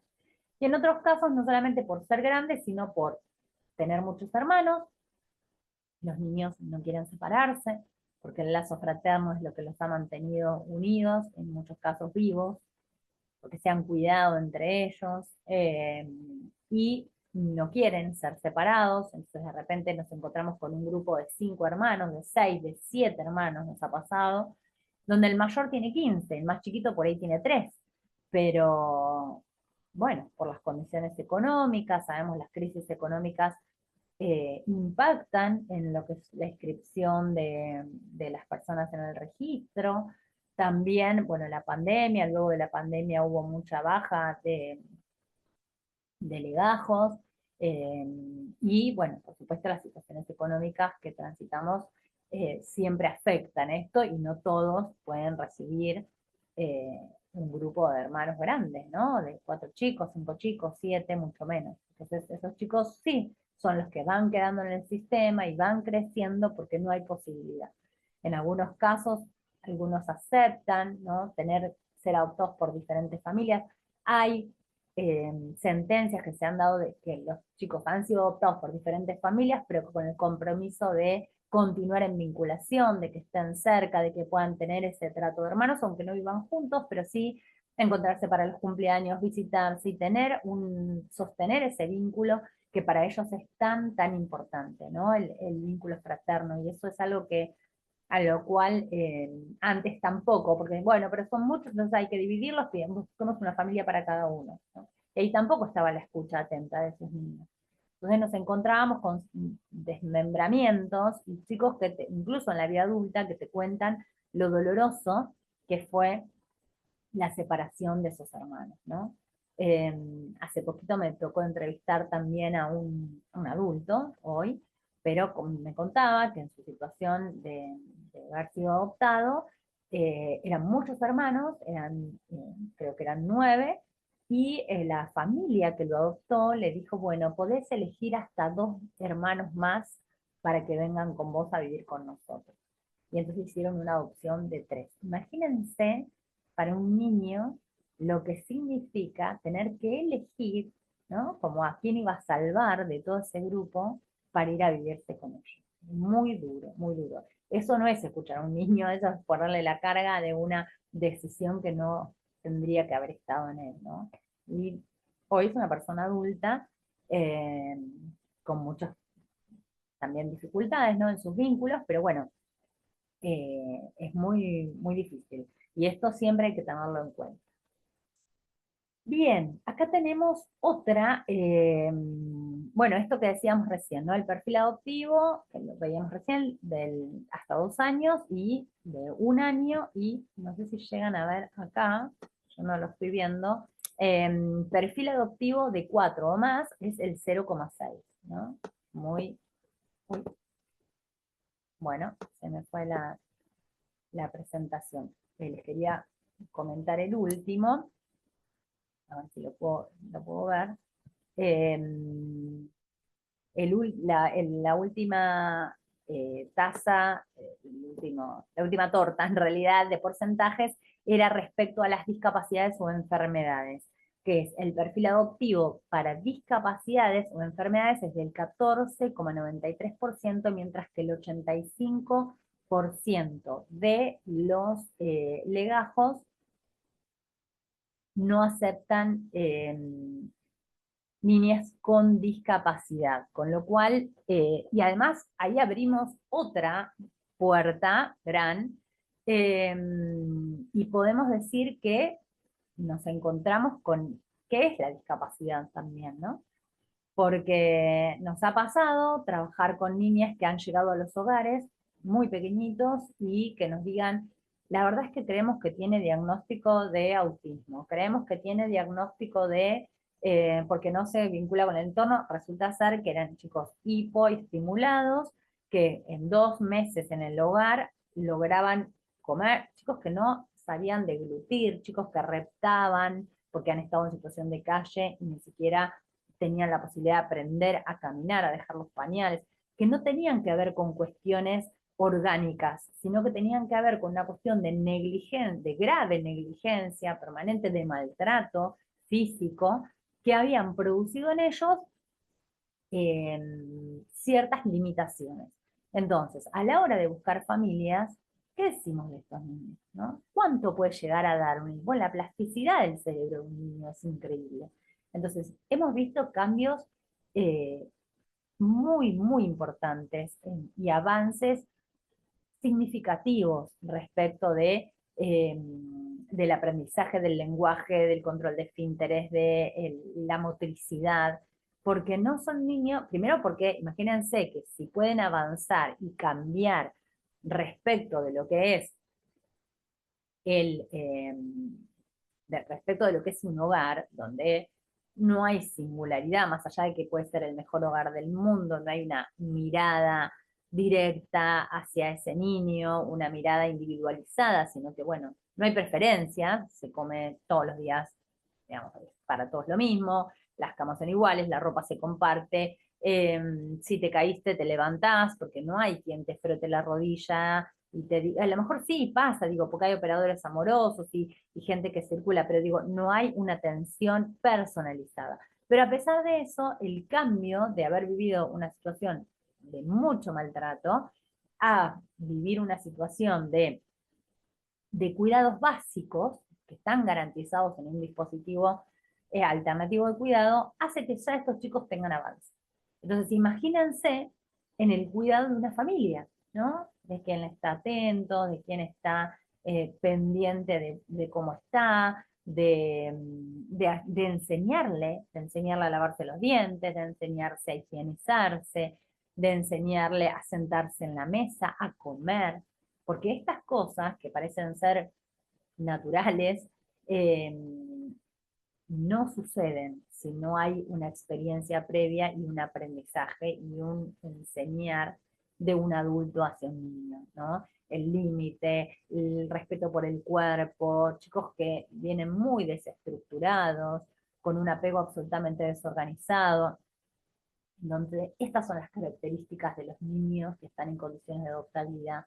Y por eso es tan importante advertir y anticipar a estos pretensos adoptantes. La idea no es asustar, sino conocer y ver qué herramientas necesito o de qué herramientas me voy a tener, instrumentos me voy a tener eh, que armar para poder brindarle lo mejor a ese chico, ¿no? Entonces, esa es la manera en que vamos a poder abordar e iniciar este gran proceso adoptivo. Eh, por eso es importante la anticipación, como decíamos, ¿no?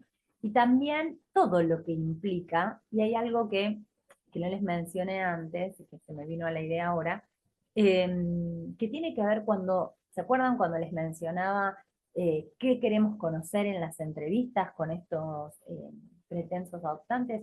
No solamente la historia personal y familiar de ellos, sino qué pasa en el entorno, ¿no? Y nosotras, desde nuestra disciplina, como trabajadoras sociales, digo, también tenemos ahí como el ojo afinado respecto de cuál es el entorno de esa familia. Porque muchos te dicen, no, nosotros no le dijimos nada, ni a mi mamá, ni a mi papá, esto es una decisión nuestra, porque nosotros queremos adoptar y vamos a seguir adelante y le vamos a decir cuando ya nos llamen para adoptar. Y la verdad es que no está bueno, o por lo menos nosotros lo que te sugerimos es que esto hay que abrirlo, hay que trabajarlo, porque ese niño no va a estar aislado, si bien es una decisión de ellos, no va a estar aislado junto con ellos en su casa, sino que se va a vincular con su familia ampliada, su familia extensa, eh, quienes están alrededor, y muchas veces el entorno puede favorecer o perjudicar ese proceso. Entonces es importante saber qué opinión tienen, si están de acuerdo o no están de acuerdo, si acompañan o no acompañan, de qué manera pueden empezar a incorporarse y acompañar este proceso. Muchas personas, sobre todo quizá personas adultas que dicen, bueno, no, no es mi sangre, ¿no? Y que está como muy instaurado esto de que si no hay sangre de por medio, entonces yo te dije, y nos ha pasado en procesos excluyentes donde las madres o de alguno de los dos postulantes le diga, y yo te dije, no es tu sangre, no, ese chico no encaja, o no va a ser para vos, o no es lo mismo, no lo vas a poder amoldar. Bueno, nos encontramos con situaciones que resultan muy, muy complejas, ¿no? De poder abordar. Entonces, es importante, porque pueden llegar a complejizar mucho ese proceso o a boicotearlo incluso también, ¿no? Pero bueno, eso después lo vamos a ver cuando hablemos de vinculación, ¿no? Y la importancia de los diferentes roles, que no solamente es quienes pretenden ser madre o padre adoptivo, sino también aquellos que plantean aquellos que van a acompañar, que van a ver ese entorno, ¿no? ¿Qué lugar hay también? Porque bueno, justamente no sabemos cuánto va a durar este proceso de la espera, ¿no? Que muchas veces, y acá retomo la variable tiempo que decíamos antes. eh, ¿Por qué? Porque cuando hablamos de esta larga espera, o cuando las familias nos proponen y nos dicen, bueno, esto va a ser una larga espera, nosotros le proponemos que sea una espera activa, ¿no? Que no sea una espera en la inacción, sino que sea un tiempo de trabajo y preparación. Entonces ahí ya lo tomamos de otra manera. Yo me estoy preparando para ese momento. No estoy esperando al lado del teléfono para que me llamen y me digan, ay, ¿sabes que hay un grupo de hermanos o hay un niño, una niña que está en condición de adoptabilidad? No, yo me voy a preparar para ese momento, porque el día que suene el teléfono y que me llamen, yo voy a estar preparado. O por lo menos, por supuesto, nadie está plenamente preparado para ser madre, padre, mucho menos en otras condiciones, pero sí ya con un camino recorrido, con un acompañamiento, muchos hacen acompañamiento también terapéutico, muchos en pareja, con orientación en adopción, hay profesionales que abordan el tema, entonces es importante poder abordar todo esto desde las distintas aristas, desde lo familiar, desde lo social, porque además, ¿por qué decimos también la importancia de que la familia esté al tanto? Porque nos pasa a todos, digo, incluso los que tenemos hijos biológicos. Bueno, a ver, va a haber un momento en donde alguien me va a tener que ayudar con la crianza, eh, tengo que ir al médico, bueno, puedo dejarlo con alguien. En estas situaciones necesito saber si cuento con alguien más, ¿no? ¿Con quién más contamos? Sabemos que solos no se puede. Nadie cría absolutamente en soledad a un hijo o una hija. Siempre es en compañía y de manera, eh, y es con otros, ¿no? Y es con otras. Entonces, no debemos olvidarnos de eso. Eh, pero bueno, como decimos, nosotros hemos en el juzgado incorporado una experiencia muy linda que tenía que ver con que las familias, estos pretensos adoptantes, antes de que puedan inscribirse o de venir a esa primera entrevista de evaluación, pasen por un taller cuando todavía no estaban, incluso en algunos hoy ya está eso de manera más sistematizada, para explicarle todas estas cosas, ¿no? Para explicarle los mitos de la adopción, para explicarle cuáles son las características, qué niños esperan, porque una cosa es el hijo esperado y otra es el hijo que llega. Entonces, bueno, ¿de qué manera recibimos a ese hijo que llega? ¿Cuáles son las dificultades? ¿Cuáles son los obstáculos que se nos puedan presentar? ¿Qué pasa cuando hay todavía una vinculación con algún miembro de la familia de origen? ¿Esto se puede sostener? ¿No se puede sostener? Bueno, poder alojar esas ansiedades y esas preguntas que traen y que es bueno poder abordarlas y trabajarlas. Entonces, así como les decía, la complejidad también hemos tenido experiencias de chicos con determinadas discapacidades, retrasos madurativos o dificultad en el andar, distintos que han logrado una vinculación exitosa, por llamarlo de alguna manera, que han logrado conformar su familia, eh, y se ha podido sortear los obstáculos que traían. Pero esto es necesario trabajarlo, porque lo que vemos, y lo que les decía recién, justo se me fue la última filmina, de todas maneras queda a disposición, respecto del poco porcentaje de las personas, que la mayoría de las personas que uno les pregunta respecto a la posibilidad de que puedan adoptar a alguien con discapacidad, la respuesta es no estamos preparados, ¿no?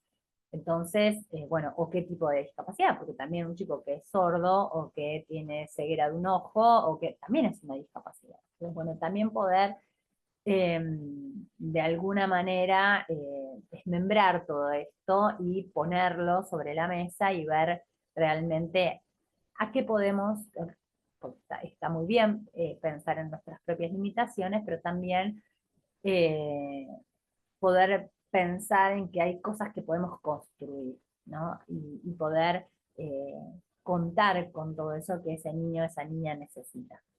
Eh, pero bueno, lamentablemente nos encontramos con esto, ¿no? Sabemos que no es real entre la cantidad de postulantes y la cantidad de niños para ser adoptados, porque si se encontraran sería casi perfecto y no tendríamos que hacer ni siquiera las búsquedas de las convocatorias públicas. Pero bueno, esto sucede, es así, y hay que seguir trabajando y hay que seguir concientizando respecto a esto, y a mí me parece que también hay que militar la adopción, que está bueno, sin romantizarla, sin pensar en que todo es perfecto, porque no es así, porque aparecen muchos obstáculos, dificultades en el camino, y como les decía, también procesos excluyentes que son muy dolorosos para los equipos, para las familias, pero por sobre todas las cosas, como siempre, y los mayores perjudicados son los niños. Pero bueno, también hay experiencias hermosas y cuando sale bien y cuando vemos que realmente se ha torcido. Nosotros a veces decíamos, bueno, ¿cómo se torció su destino, no? Parecía que iba, digamos, que era todo oscuridad y sin embargo pudo constituir una familia y lo vemos con el pasar de los años como van creciendo de manera saludable, que es lo más importante y con todos sus derechos garantizados.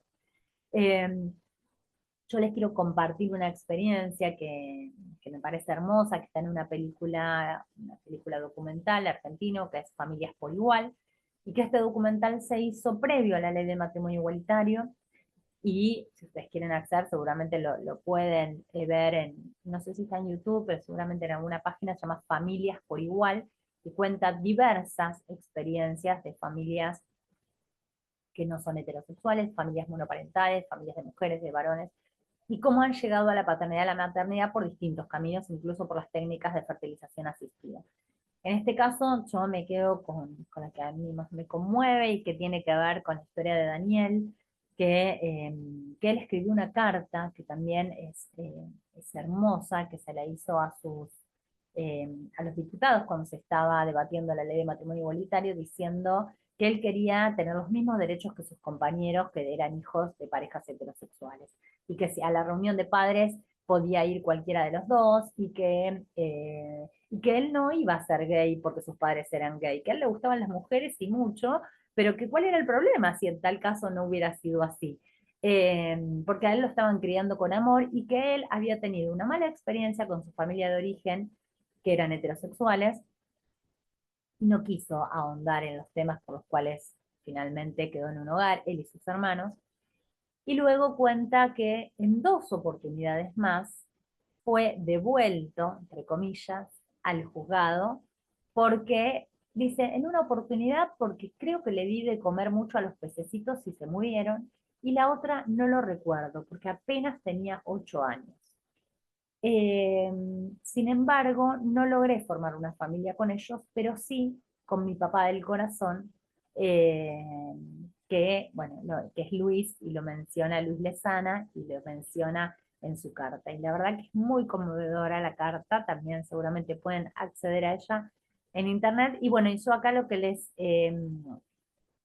quiero compartir es un recorte de esa película y que tiene que ver con la historia de Daniel, ¿no? Contada en primera persona por ellos. Vamos a ver si lo pueden ver ahí. Había algún chico en disponibilidad de adopción. Entonces me llamó a la semana y me dijo, hay un chiquito en edad de adopción, así que mandá tu legazo, a lo que mandé mi legazo, y un mes después, y me llamaron a la semana. Entonces a viajar y ahí, a conocer la madre. Entrar a un hogar de chicos es una sensación realmente de nada muy triste, ¿no? Porque en ese hogar había 21 chicos, ¿me acuerdo? Y cuando llegué para conocerlos, todos los chicos se abalanzaron a tocarla, a la casa. Y vos lo que sentías era que cada vez acariciabas a un chico, los chicos se quedaban quietitos, se quedaban quietitos porque como con una necesidad de que alguien los acariciara, era una cosa. Y el único que no lo vino a ver, el único fue Dani. O sea, Entonces yo preguntaba, ¿quién es Daniel? ¿Quién es Daniel? ¿Quién es Daniel? Entonces me dijeron todos, no, Dani está allá detrás de la columna de la galería. Y yo lo miraba y estaba ese cancherito, estaba apoyado así, mirando para cualquier lado, el niño estaba donde estaba. Entonces me acuerdo que me acerco, le digo, hola, vos sos Dani, y Dani me agarra así, me da la mano así bien machista, y dice, no, no, no, un beso y un abrazo. Entonces lo abracé, y lo empecé a acariciar la espalda, y yo sentí como que Dani se desvanecía. Y a partir de ahí, Dani, cuando te saluda, siempre te abraza la espalda y te hace así, es como una cosa que lo... Y lo que sentís es como nervios, sentí una mezcla de cosas, sentís y ahora hay que empezar a ganarse el amor de ese chico. Yo me volví al otro día y Dani me dice, bueno, vas a volver. Porque claro, acostumbrados a que la gente los saca a pasear, después los vuelve a dejar en el hogar y esas cosas, pero yo sí iba a volver, yo sí que no voy a volver. Y me emocionaba porque era muy paciente. Entonces yo me saqué esta pequeña cadernita de oro, de ese tipo, yo se lo puse y le dije, mira, cuidala porque es mi vieja, le dije. Yo voy a volver y te voy a llamar todos los días por teléfono. Entonces él desde a las 7 de la tarde, él ya estaba al lado del celular del dueño de la dueña del hogar y ya atendía. Y vos le preguntabas algo y te quedaba calladito. Entonces lo llamaba todos los días a las 7 de la tarde para decirle que los trámites se estaban haciendo y él tenga la seguridad. Y a mí yo no iba a hacer uno más en todas las promesas que él tenía y así nos venimos.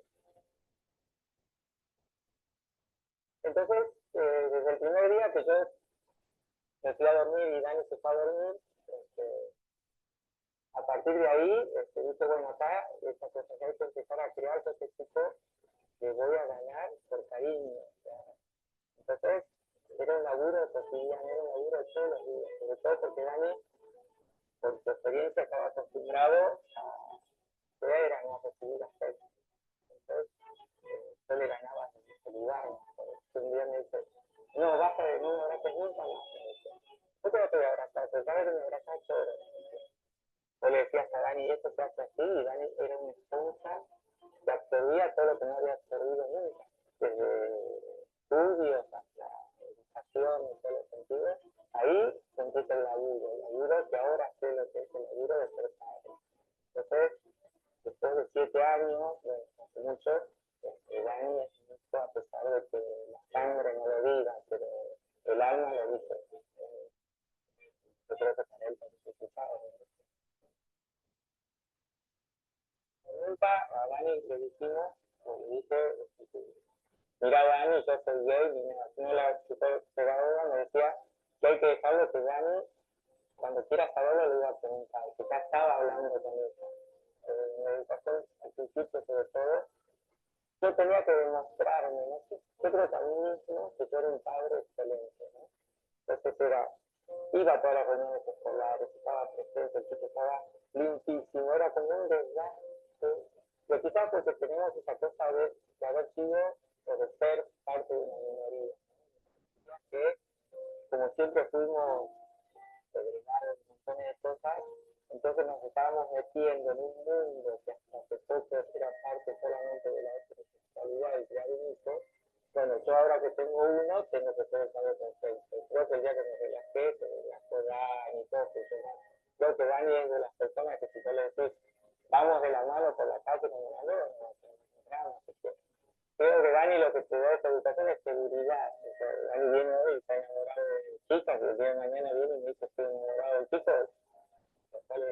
Pero no es porque recibió una educación, el Dani va a hacer lo que sienta. O sea, es lo que la gente le cuesta aceptar, ¿no? Porque tratan de intelectualizar algo que tiene que ver con el alma, ¿no? O sea, uno es gay, no por elección. Los gays no venimos de matrimonio gay. Mis padres siendo heterosexuales, soy gay, o sea, pensar que porque sea criado por mí va a ser gay, entonces, ahora que lo entiendo. Él me da muchos consejos, me habla, me dice que tengo que tener cuidado, porque sí, te explica todo y después llevas a una solución, o sea, si hablo de chicos, lo hablo con tus amigos, te gusta eso, ¿no? Sí, está bueno también. Yo les voy a tener una edad que por ahí les pregunto, ¿te gusta tal? No lo voy a hablar con vos. Está bueno, o sea, creo que parte de la intimidad de la adolescencia, ¿no? Los primeros días de chat era largo porque se compartía, te decía, ¿y ahora qué le pongo? Me está poniendo, y nosotros dos nos miramos y decíamos, no sé, que se sostiene que sí, yo no sé. Pero bueno, creo que Gustavo se acopló perfectamente a la situación. Y lo bueno que creo que está entrando a la vida de nosotros con Dani, sobre todo, como, primero como amigo. Yo le planteo a Dani la posibilidad de que se venga a vivir. Bueno, no hay ningún problema y se quedó así como pensando que tenía 11 años. Mira, capito me quedé de y digo, bueno, va a dormir conmigo. Le digo, no, bueno, si duerme conmigo no tengo ningún problema. Pero con, a mi dormitorio, que es chiquitito, no. Y el dormitorio de Dani es el dormitorio más grande de toda la casa. Dani le contaba las cosas que me gustaba hacer los deberes con los padres. Los deberes conmigo era pelear. Y es real que el momento de contar una cagada, venía, tratábamos de organizar un speech para comunicarle la cagada y íbamos los dos o lo mandaba a él y se estaba atrás para cualquier cosa. Yo no sé si cuando lo puteaba a Dani por alguna cagada, yo creo que sufría más él. Y lo miraba a Dani como diciendo, ay, pobrecito, que pero en pareja, la crianza de un chico es mucho más fácil y creo que es mucho más liviana para un hijo saber que tiene dos personas a quien recurrir. Tenemos vínculo no se rompió, que hace que podamos estar ahora los tres acá hablando juntos. Nosotros tuvimos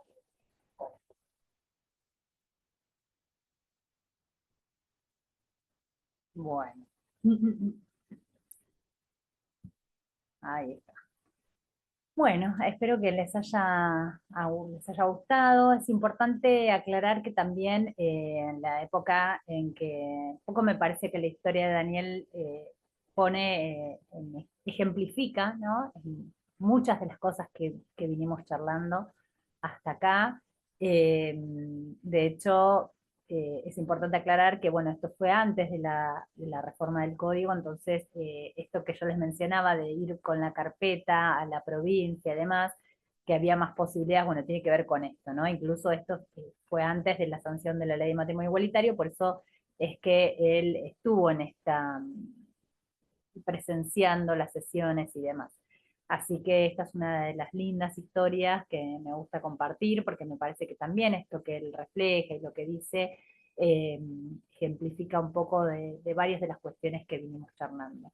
Así que bueno, espero que les haya gustado, que les haya servido y que hayan podido tomar nota de algunas cuestiones y que les haya aportado sobre todo, porque me parece que esta es una temática sumamente importante en la que hay que seguir siempre formándose y capacitándose y siempre, siempre, siempre desde una perspectiva de infancia y de derechos humanos. Así que bueno, muchas gracias por escucharme hasta acá.